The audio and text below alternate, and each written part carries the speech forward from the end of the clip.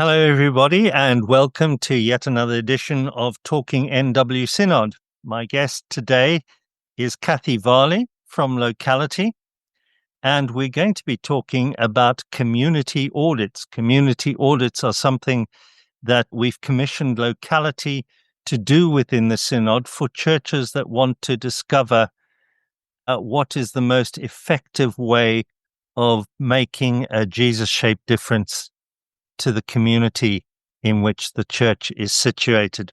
Kathy, thank you for your time and welcome. Oh, thank you very much for having me, Lawrence. It's nice to speak to you.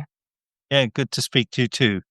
And you'll be recognizable to a couple of our churches already. There's Albion and Beulah and Little Holton, who are having community audits. But just tell me something, if you will, about yourself and about Locality. Yeah, absolutely. So I'm based here in the Northwest. I'm in St Helens, but my work covers the whole of the Northwest region. I've worked in the charity and social enterprise sector for about 15 years now. So I've been doing lots of work with community-focused organisations across the Northwest throughout that time. My current role is, as you say, with Locality. Locality are a national charity that works across the whole of England. And we do a couple of different things. Primarily, we're a membership organisation, and our members are community organisations. So those organisations that work at the grassroots and at the heart of a particular community, and quite often have a space and a building or a piece of land there that they deliver their services from. We currently have 1,500 approximately members across the whole of England who form our network. My role within Locality is what we call our services team. And essentially, it's work I go out and I work with our members, with other community-focused organisations, sometimes with local authorities and the NHS to help them understand community and community organisations better. Alongside that, we also have a policy team who are based down in our central office down in London. And their role is really to advocate for communities and to be a voice for the community sector and to lobby for better opportunities for communities and community-facing organisations. Right. So from our point of view, the attraction of working with somebody like yourself is, well, let's start with you personally. You've obviously built up a huge network of contacts and people and expertise and awareness of what's going on in our area. And often for churches, our world is a little bit parochial, and you'll be able to help us to connect with communities. But I think the main thing for us is when we're looking at mission, we'd frame it in terms of making a Jesus-shaped difference to our communities, and that sounds a bit sloganeering. But what we mean by that is, Jesus insisted it's what's happening to the very least people that matters most. Yeah. And for us as churches, for all the fact that we might be passionate about making a difference and working with and building relationships with the most marginalized people in our communities, almost by definition, they're very hard to reach. And the last thing we want to be doing is to come in and impose our own ideas of what might be needed by whom. So that's the kind of thing that you can provide for us. Yeah, and I think it's interesting, particularly over the last few years. One thing that we've seen quite clearly is the needs of communities changing because of the things that we all know about that have happened over the last couple of years. Obviously, the COVID pandemic had a massive impact on people, and then the current cost of living crisis, which has been ongoing for a while now, is changed the needs of lots of communities, particularly across the Northwest. It's something we're hearing a lot of from the organisations that we work with. So it's something we're very conscious of. And I think you're right. I think we hear a lot as well about hard to reach communities, which by the very definition means, that there's sometimes people that are missed that don't necessarily get the support that they need. What I think it's key to understand is a mixture of things. So one of the other things we talk a lot about in our sector, in the community sector, is to do things with the community, not to the community. So, and fundamentally, that means understanding what the needs of the people in your local area are. So, reaching out in a number of different ways, understanding how needs have changed, because even if it's, even if you've previously done some community engagement work or spoken to a community, things over the last couple of years, like I say, have changed, and what you think might not any longer be the case. So reaching out, trying to understand what the community needs, understanding also what else is already on offer within the community. So what other organisations, charities, community groups are out there, and the work that they're doing helps you as a church or as a community organisation to understand how you can fit into that mix and how you can meet those needs and potentially fill some of those gaps that are out there in your communities. Yes. Well, thanks. And you do that for us through a community audit. Yeah. Tell us more about what a community audit is and what it involves. Yeah, it's really trying to meet all of those points we just talked about, really. So trying to understand on a bit more of a deeper level about the community and what's happening within it. So the work we've done already for the churches that you mentioned, for Albion and Beulah, and we're talking to Little Hulton as well.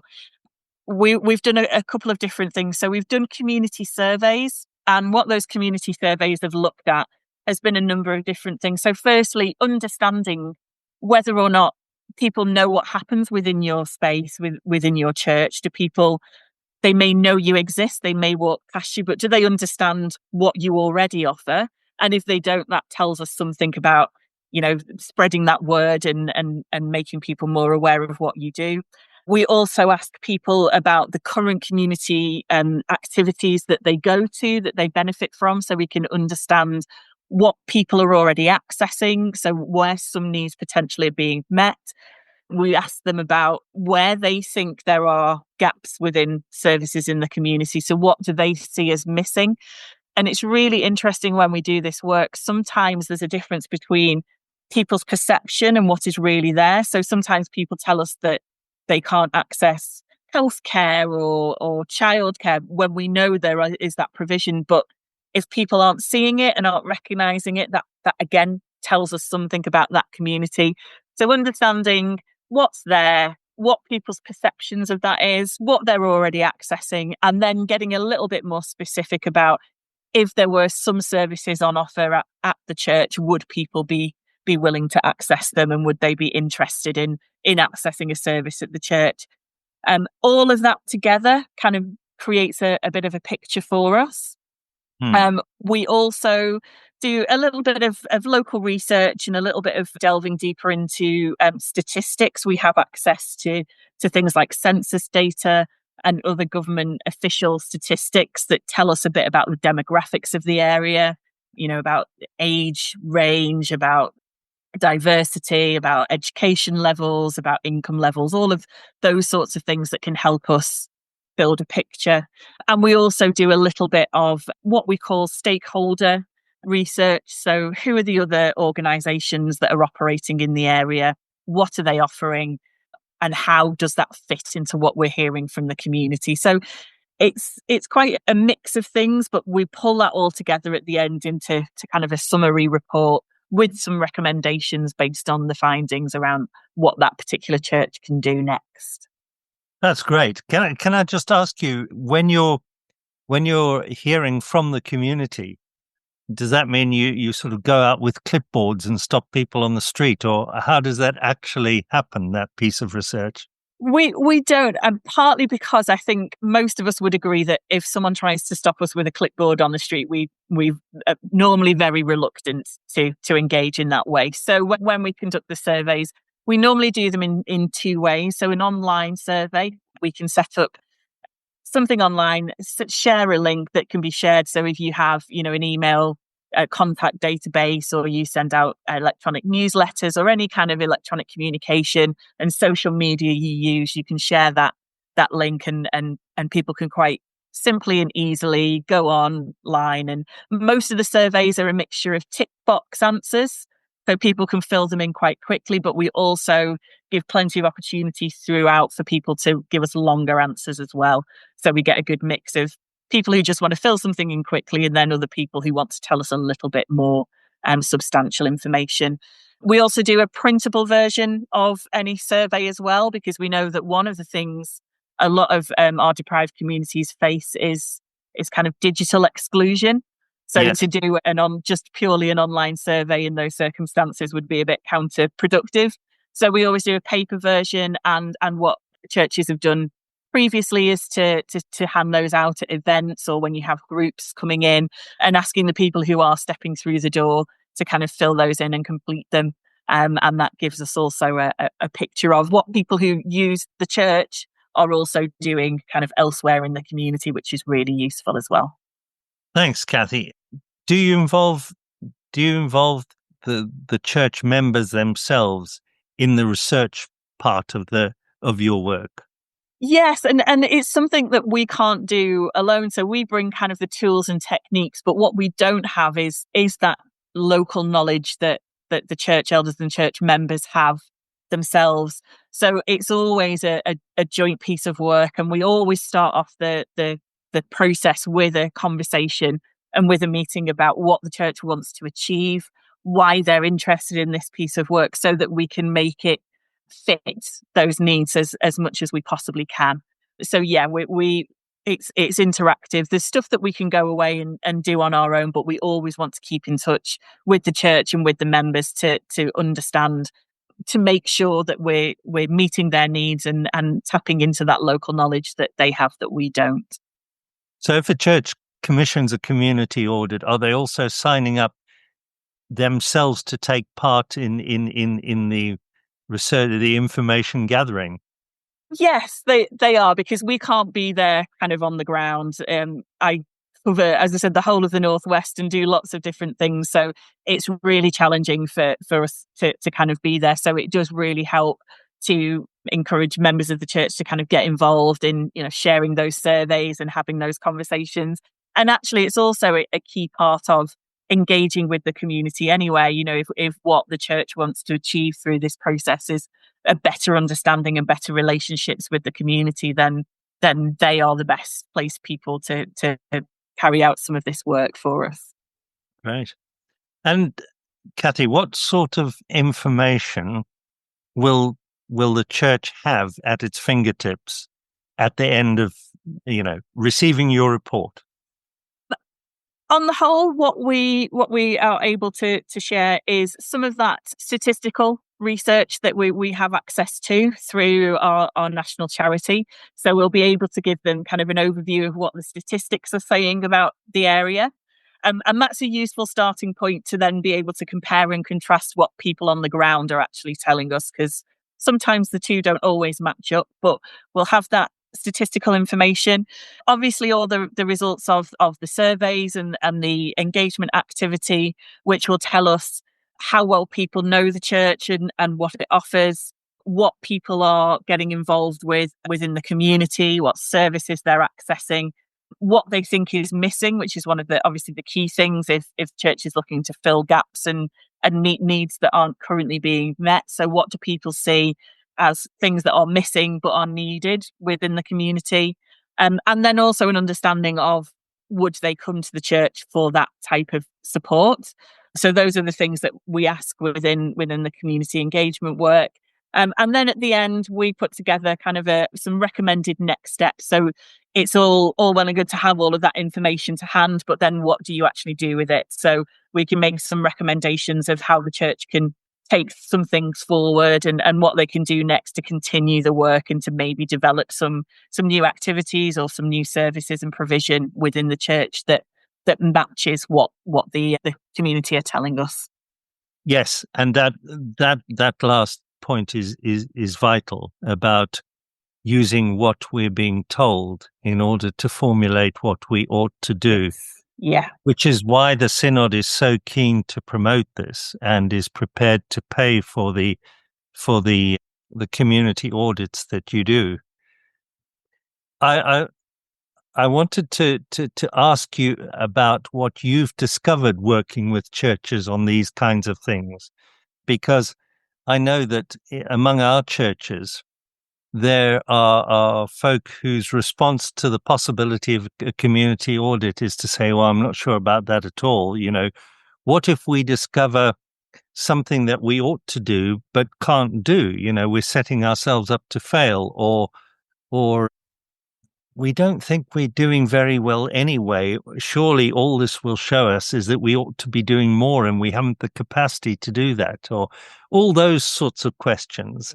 Yeah. Um, so, and I'd be interested also to know what you found about how communities respond to churches coming and doing things.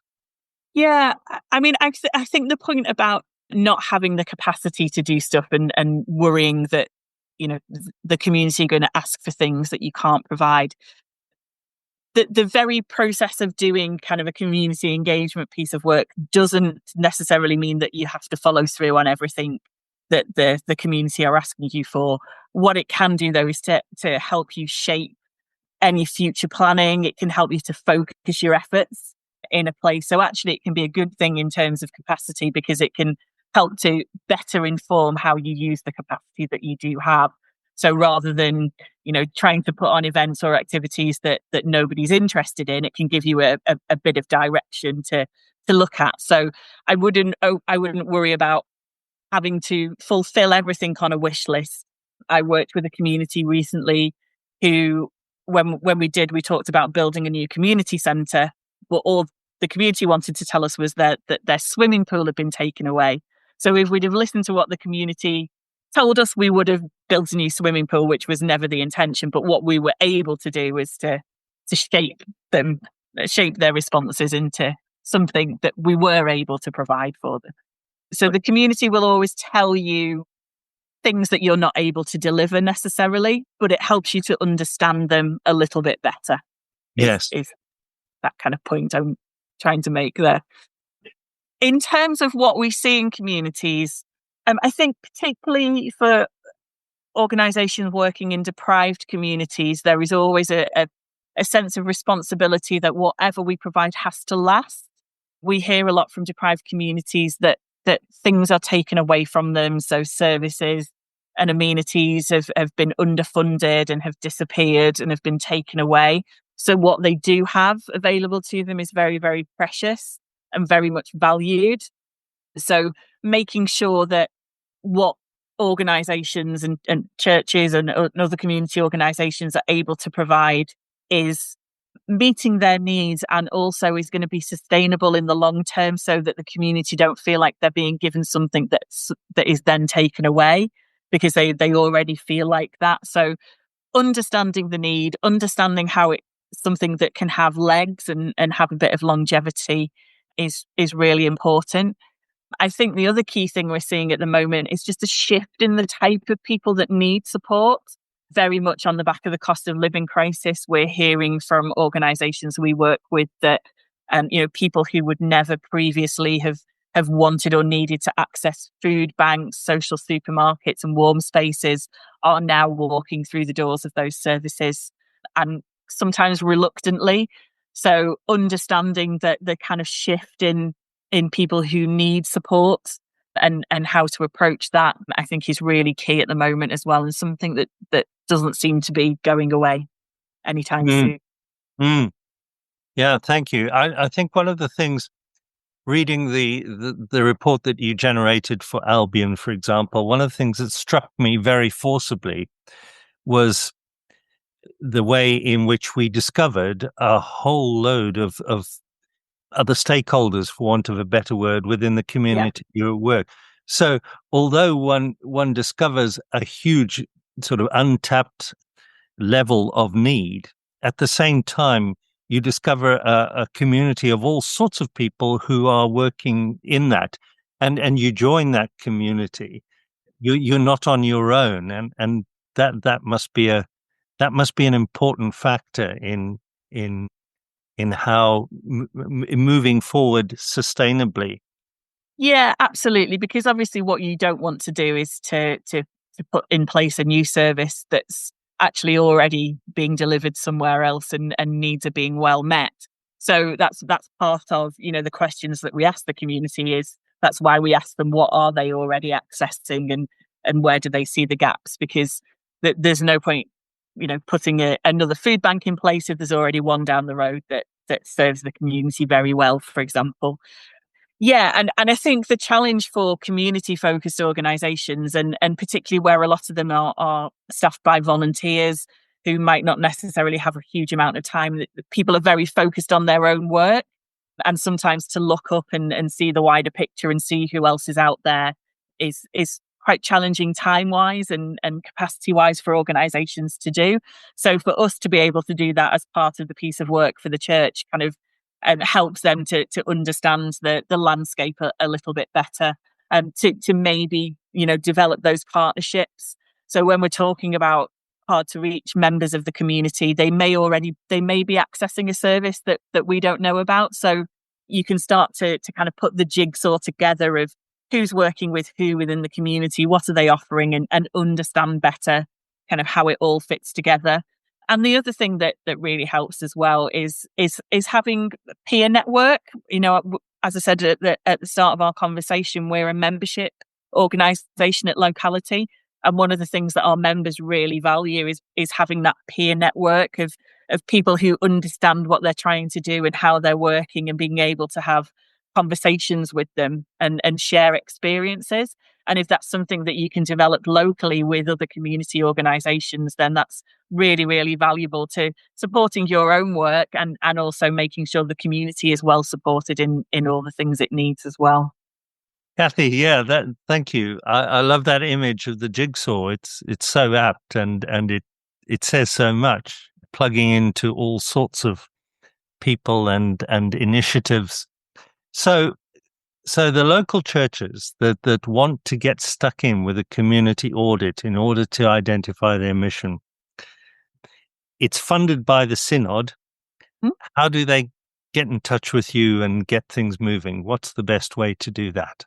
Yeah, if churches are interested, then the best way to do it is to get in touch with their mission mentors, who can then contact myself, and we can have a look at what we can do to fit in that initial conversation about what the church wants, what they want to achieve, and kind of any aims they're working towards. And then from there, we can look to develop a piece of support, a package of support that ticks the right boxes for that particular church. But yeah, get in touch with your mission mentors, first of all, who can contact me and get the ball rolling. Thanks, Kathy. I'm hoping that we'll be seeing more of you in the synod, and people will be becoming more familiar with you, with some of the other things that Locality offers, and you particularly in our area. Thank you for your time this afternoon, and No, great thanks to for chat. having me. Yes, Yep. thanks very Pleasure. much. Bye-bye. Bye.